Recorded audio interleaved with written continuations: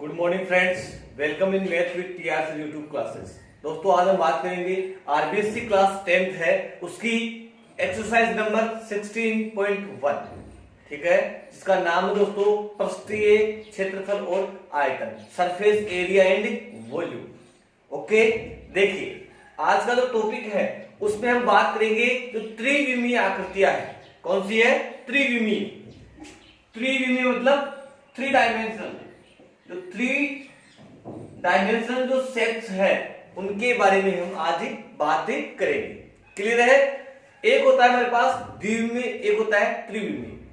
द्विविमीय का मतलब जिसमें दो विमा हो, और त्रि का मतलब कितना हो? जिसमें तीन विमा हो, मतलब जिसका आयतन भी हम ज्ञात कर सकते हैं। कोई पदार्थ, कोई द्रव्य हम उसके अंदर रख सकते हैं। क्लियर है? जैसे हमारे क्लासरूम है तो क्लासरूम कैसा है? त्रिविमीय है, इसकी लंबाई भी है, चौड़ाई भी है और ऊंचाई भी है। ठीक है, लंबाई, चौड़ाई, ऊंचाई तीनों एक पॉइंट से है दोस्तों, है या नहीं है? इसका मतलब इसके अंदर क्या है? तीन चीजें हैं, तो इसका वॉल्यूम बढ़ रहा है। वॉल्यूम बढ़ रहा है तो शेप कौन सी होगी आपके पास? त्रिविमीय आकृतियां। ओके, तो त्रिविमीय आकृतियों के अंदर हम सबसे पहले आज हम बात करेंगे घन और घनाभ की। किसके बारे में बात करेंगे? घन और घनाभ की। क्लियर है? चलिए देखिए, सबसे पहले हम घन और घनाभ के बारे में बात करेंगे। तो सबसे पहले पॉइंट हमने ले लिया घन, मतलब क्या हुआ इंग्लिश में, अगर इसको समझे हो तो क्यों। देखिए डिटेल इसकी आप पहचानें। देखिए घन से रिलेटेड आपको क्वेश्चन क्या क्या मिल सकता है। सबसे पहली चीज, जो घन है उसकी जो आकृति है वो दोस्तों इस टाइप की होती है। ये वर्ग है, एक ऐसी आकृति जिसके 6 फेस हो। कितने फेस हो? 6 फेस हो, मतलब 6 पृष्ठ हो, और प्रत्येक पृष्ठ कैसा हो? वर्गाकार हो दोस्तों। कैसा हो? प्रत्येक पृष्ठ वर्गाकार हो। आकृति क्या कहलाएगी? आपकी घन कहलाएगी। क्या कहलाएगी? आकृति आपकी घन कहलाएगी। मतलब हम लिख सकते हैं यहाँ पे प्रत्येक पृष्ठ वर्गाकार। प्रत्येक पृष्ठ कैसा हो? वर्गाकार। देखिए अगर वर्ग के क्षेत्रफल की अगर बात करें, वर्ग के क्षेत्रफल की बात करें, कितना होता है दोस्तों? भुजा स्क्वायर। कितना होता है? भुजा स्क्वायर। इसी टाइप से हमारे पास इसके अंदर 6 पृष्ठ काम में आए हैं। देखिए, एक पृष्ठ, दो पृष्ठ, तीन पृष्ठ, 4 पृष्ठ, ठीक है, और एक सामने वाले बड़ा पृष्ठ और एक पीछे वाला। ये हो गए मेरे पास 6 पृष्ठ। अगर एक पृष्ठ वर्गाकार है तो 6 के 6 पृष्ठ वर्गाकार हो गए मेरे पास, हो गए ना। तो इसका घन का जो क्षेत्रफल है, घन का क्षेत्रफल क्या हो जाएगा? घन का जो क्षेत्रफल है वो अपने पास दोस्तों जाएगा 6 इंटू भुजा स्क्वायर। एक वर्गाकार पृष्ठ का जो क्षेत्रफल है, अगर भुजा स्क्वायर है तो 6 वर्गों का क्या हो जाएगा? 6 इंटू भुजा स्क्वायर, 6 इंटू भुजा स्क्वायर। ये अपने पास इसका पहला फॉर्मूला बन चुका है। क्लियर? इसके अंदर किसी के प्रॉब्लम? ठीक है, देखो भुजा आपको दी जाएगी। जैसे मान लीजिए भुजा आपके पास 10 दे दिया, भुजा बराबर क्या दे दिया जाए? 10 दे दिया जाए। तो 6 इंटू 10 का स्क्वायर, 10 का स्क्वायर क्या होता है? 100।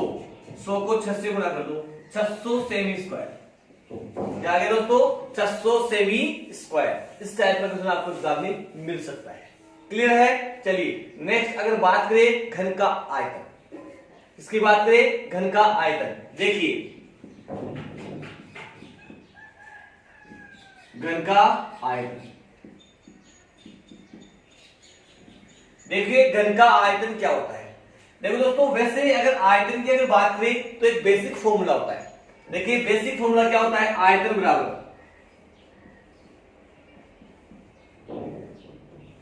बराबर आधार का क्षेत्रफल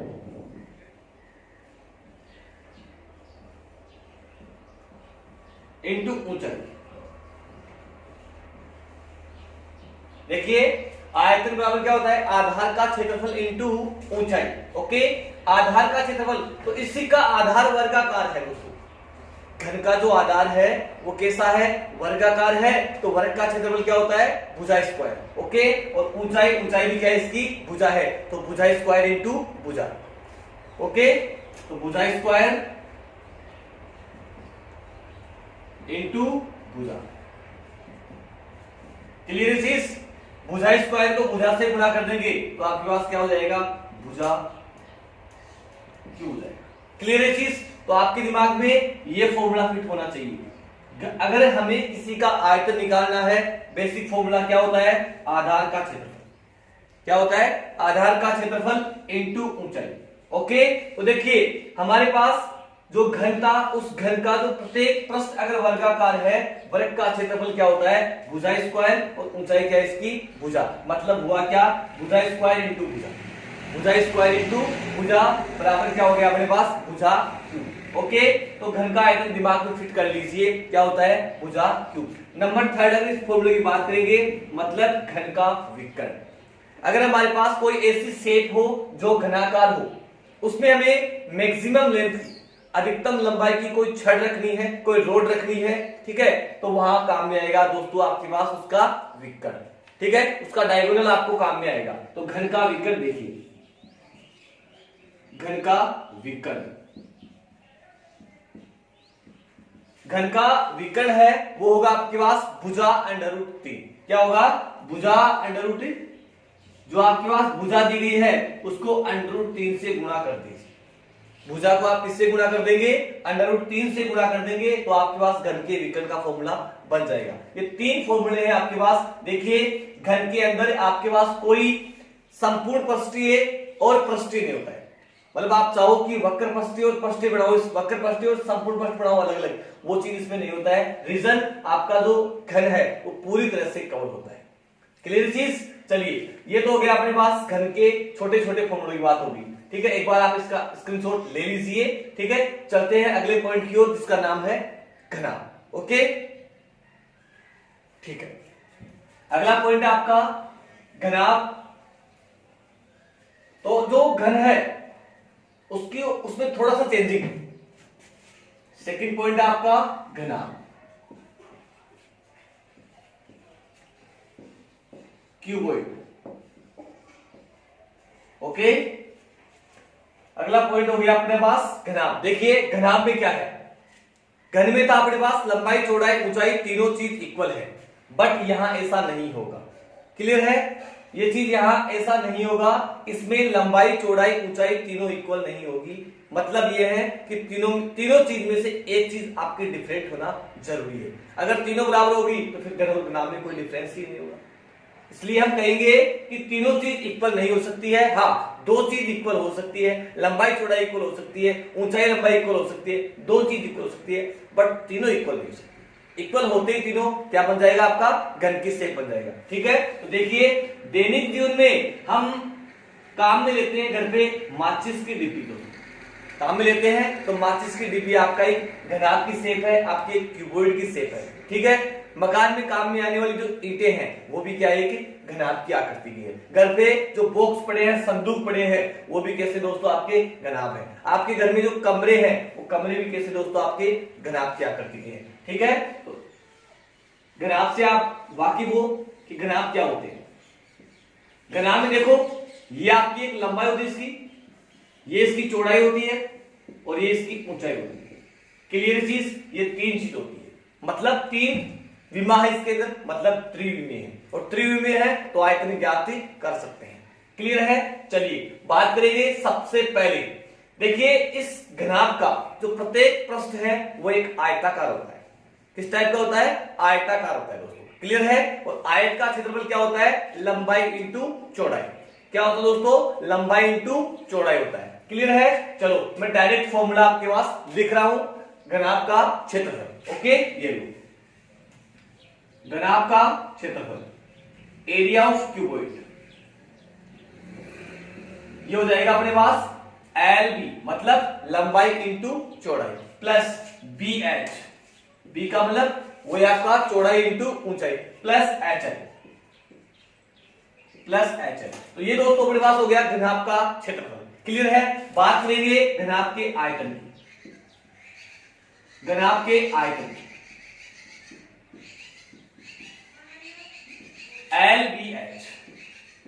LBH, ये हो गया घनाभ का आयतन। नंबर थर्ड अगर बात करेंगे घनाभ का विकर्ण, मतलब इस कमरे में सबसे लंबी छड़ रखनी दोस्तों, तो यहां से स्टार्ट होगी, इस कोने से लेकर इस कोने में आएगी वो, ये सबसे लंबी छड़ होगी जो तीनों भुजाओं से बड़ी होगी। लंबाई चौड़ाई ऊंचाई तीनों से क्या होगी, बड़ी होगी, तो घनाभ का विकर्ण, घनाभ का विकर्ण। ओके, क्या हो जाएगा बताइए, L² plus B² plus H² का अंडर रूट। क्लियर, देखिए L² plus B² plus H² का अंडर रूट दोस्तों, ये हो गया अपने पास घनाभ का विकर्ण। क्लियर है, तो घनाभ से रिलेटेड तीन चीजें आपके पास थी। देखिए बात करेंगे अगर घनाभ का अगर चार दीवारों से हो, मतलब कमरे की चारों दीवारों का क्षेत्रफल, कमरे की चारों दीवारों का क्षेत्रफल, चारों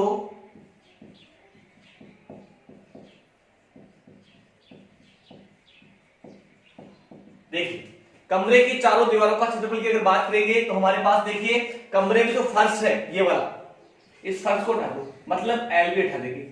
इसी टाइप से इसकी जो छत है रूफ, उसको भी हटा देंगे LB, तो 2LB आपने माइनस कर दिया, सॉरी यहां आपका 2 आएगा। ठीक है, घनाभ का क्षेत्रफल क्या होगा आपका 2LB plus BH plus HL। Okay दोस्तों, क्लियर। चलिए, तो कमरे की चारों दीवारों का जो क्षेत्रफल है वो अपने पास क्या आ गया, देखिए हमारे पास ये जो 2LB है वो माइनस कर देंगे, तो ये 2LB हटा दो आप, क्या आ गया BH प्लस HL, क्या आ गया BH प्लस HL, और वो ये आपका इससे ही 2 से गुणा। क्लियर है चीज, तो चारों दीवारों का जो क्षेत्रफल है वो आपके पास क्या आ गया 2BH प्लस HL, क्या आ गया 2BH प्लस HL। क्लियर है चीज, चलो ये हो गया कमरे की चारों दीवारों का क्षेत्रफल। अगर कमरे की चारों दीवारों प्लस छत, तो हम क्या कर देंगे उसमें LB फिर ऐड कर देंगे। ठीक है, या फर्श चाहिए तो भी LB ऐड कर देंगे। कोई प्रॉब्लम यहां तक क्लियर है, नोट कर सकते हो आप। ठीक है, वो मिसप्रिंट हो गई थी, आप 2 लगा लेना इसके। ओके दोस्तों, चलिए बात करेंगे नेक्स्ट।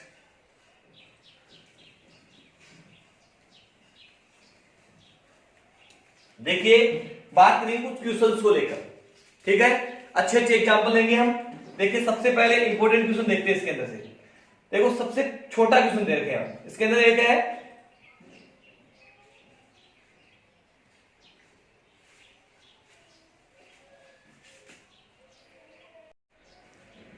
देखिए दोस्तों कुछ क्वेश्चन के बारे में बात करेंगे। हमारे पास जो 16.1 है उसका जो पहला ही क्वेश्चन है उसी को हम देख लेते हैं आज।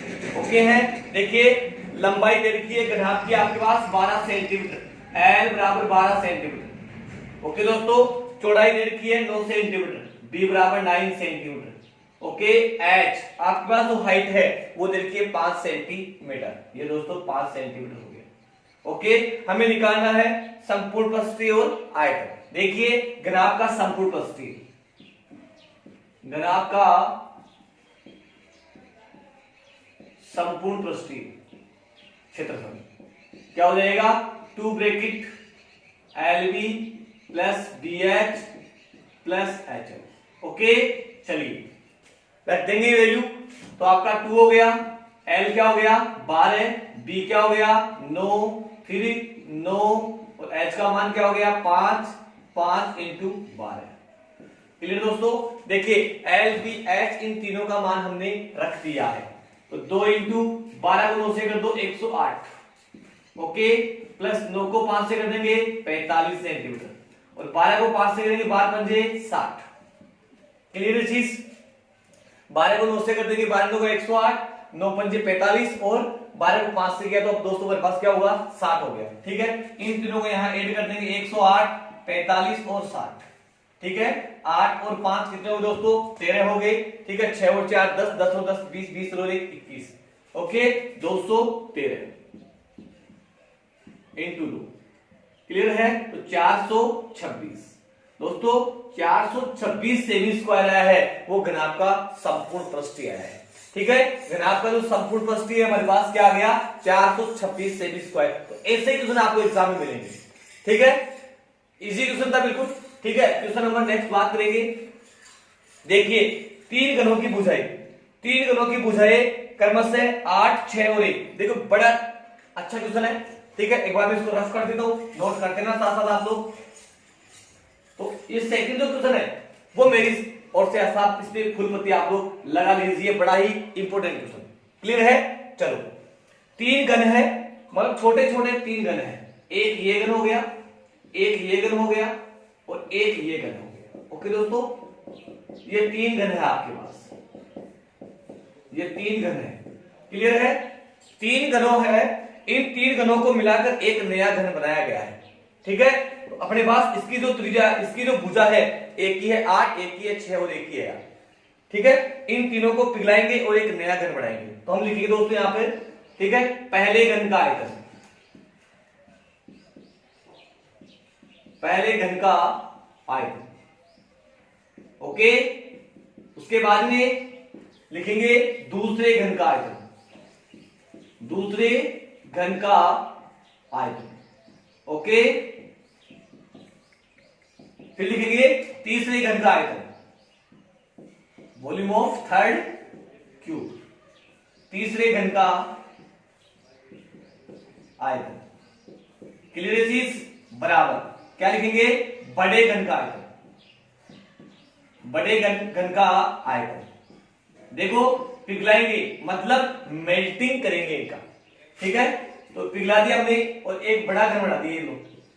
मतलब हुआ क्या कि इन तीनों घनों का जो आयतन है वो क्या है, इस बड़े घन के आयतन के बराबर है। इस घन का आयतन क्या हो जाएगा? x1 का क्यूब प्लस दूसरी की भुजा क्या ले ली हमने x2, इसकी ले ली हमने x3 बराबर इसके हमने क्या लिया दोस्तों, बड़ा x ले लिया हमने। ओके, x1 का मान हमारे पास, इसकी जो त्रिज्या थी, सॉरी भुजा थी, वो 8 दी है, इसकी 6 दी है, इसकी 1 दी है। तो 8, 6 और 1 रख दीजिए। इसका हो गया 8, इसका रख दिया 6, इसका रख दिया 1 बराबर x2। ओके, देखिए ये हो गया 512, फिर उसके बाद 216 और 1 x3, ये हो गया टोटल 729 बराबर x3। ओके, x का मान निकालेंगे 729 का दोस्तों हमें क्या निकालना है? घनमूल निकालना। क्या निकालना दोस्तों? घनमूल निकालना है। देखिए घनमूल आप लोग निकाल लीजिए, 9 को 3 बार गुणा करेंगे दोस्तों तो 729 होते हैं। तो x बराबर क्या हो गया हमारे पास? 9 सेंटीमीटर। मतलब बड़े घन की जो भुजा है वो क्या आ गई हमारे पास?